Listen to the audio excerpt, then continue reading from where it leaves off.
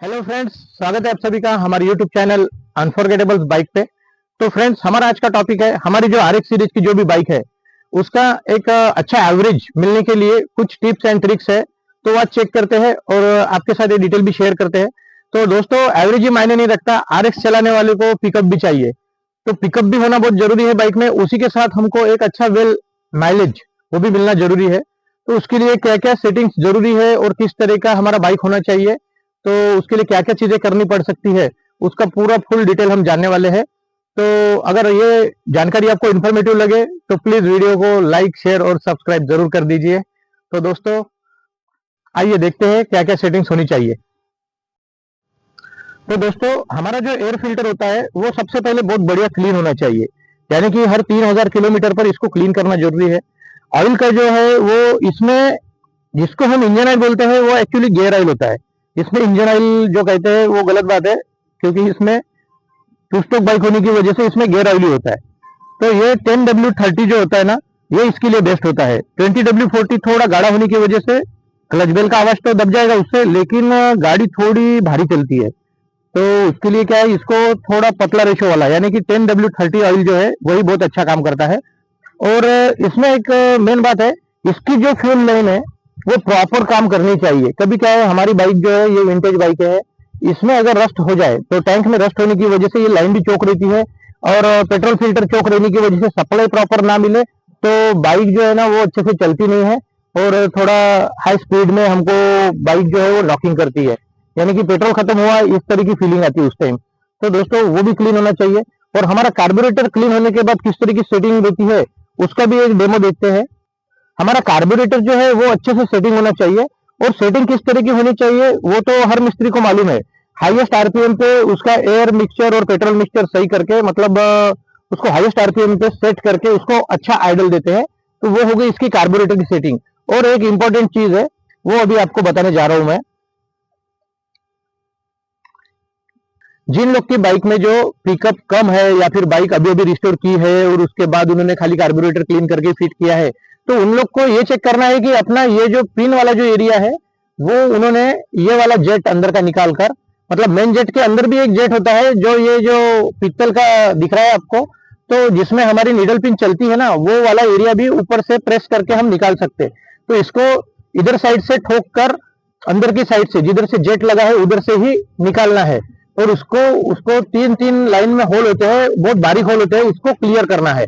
तो ये जेटिंग अगर क्लीन हो गई तो हमको और परफॉर्मेंस अच्छा मिल सकता है, और माइलेज का भी प्रॉब्लम जो है वो सॉल्व हो सकता है, और गाड़ी आइडल रहने के लिए कार्बोरेटर में कहीं भी कचरा नहीं होना। तो दोस्तों, ये हो गई हमारे कार्बोरेटर की क्लीनिंग की बात। और एक चीज है, ये जो पिस्टन होता है हमारा, इस पिस्टन में आप देखिए ये नीडल इस तरह से लगती है। अब ये नीडल क्या है, ये ऐसी वर्क करती है।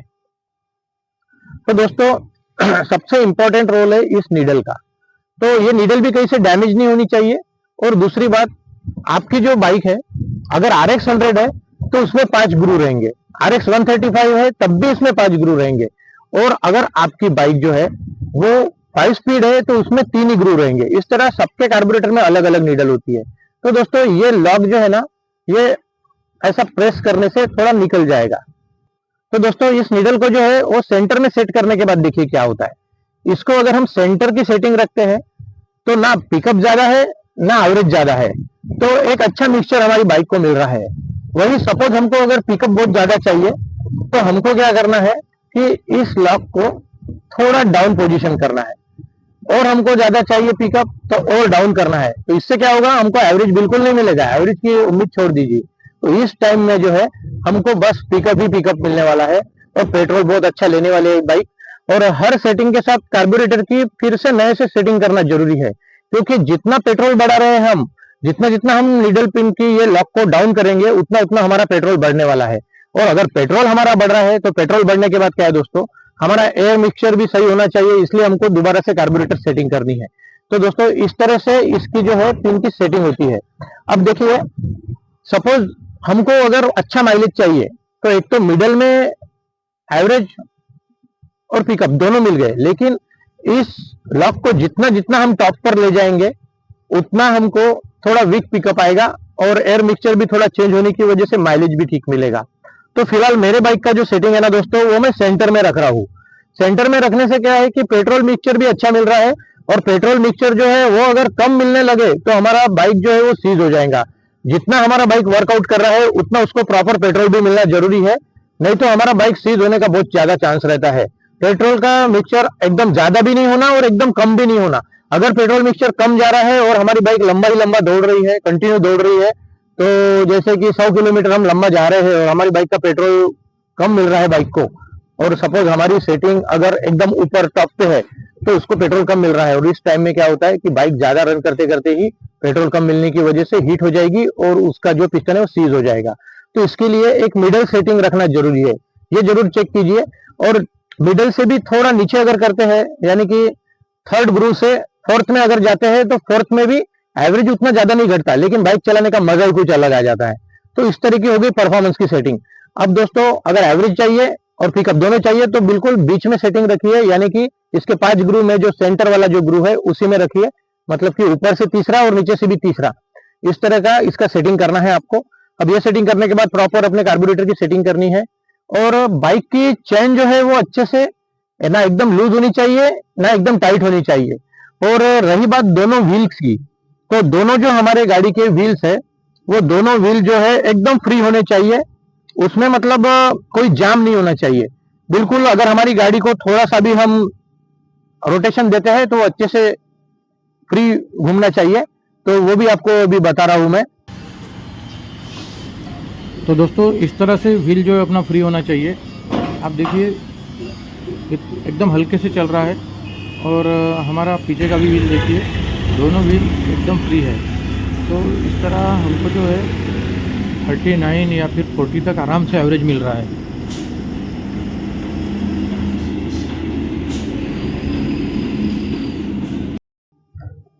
तो दोस्तों इस तरह से जब हमारे बाइक का व्हील घूमने लगता है ना, तो गाड़ी हमारी टोटल फ्री है ऐसा समझ के चलिए।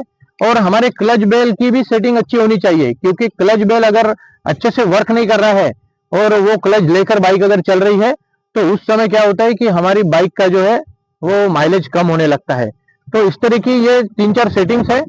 इसके बाद अब देखते हैं इसका स्पीड कितना होना चाहिए।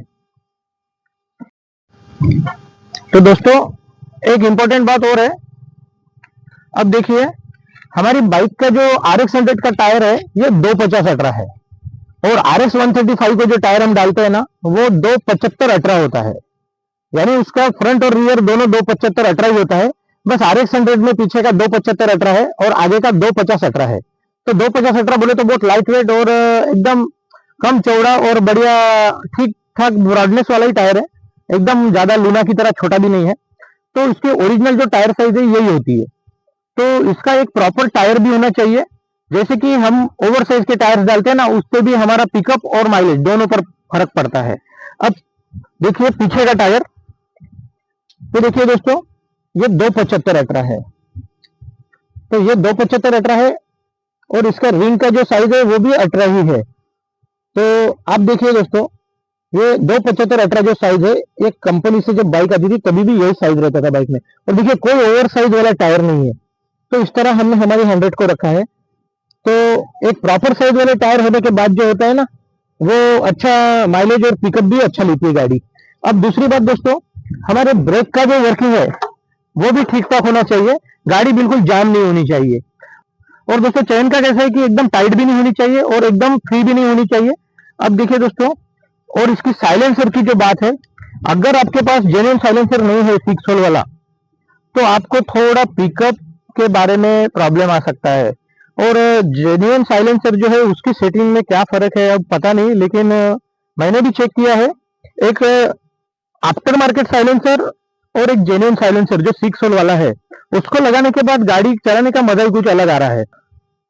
मतलब दोस्तों क्या है कि ओरिजिनल साइलेंसर में गाड़ी बहुत क्विक पिकअप ले रही है, ऐसा क्या फर्क है मुझे भी आज तक समझ में नहीं आया। और जो आफ्टर मार्केट जो है ना जो और जो आफ्टर मार्केट साइलेंसर है ना, उससे बाइक जो है बहुत वीक पिकअप ले रही है और कड़क फायरिंग भी नहीं दे रही, और माइलेज पे भी थोड़ा बहुत फर्क लग रहा है मुझे ओरिजिनल साइलेंसर से और डुप्लीकेट साइलेंसर से। तो ये जो हमारी RX 100 बाइक है ना दोस्तों, ये बाइक हमको ज्यादा से ज्यादा हाईएस्ट एवरेज हमारा 45 निकला था।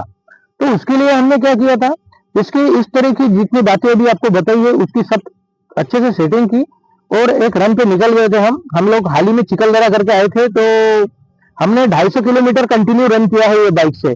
बस एक दो जगह टी ब्रेक लिया था, तो फिर भी गाड़ी अच्छे से चली और सब कुछ प्रॉपर हमारा हो गया और हम लोग सक्सेसफुल बिल्कुल ट्रिप करके वापस भी आए। तो 250 किलोमीटर जाना और 250 किलोमीटर आना हमने किया है।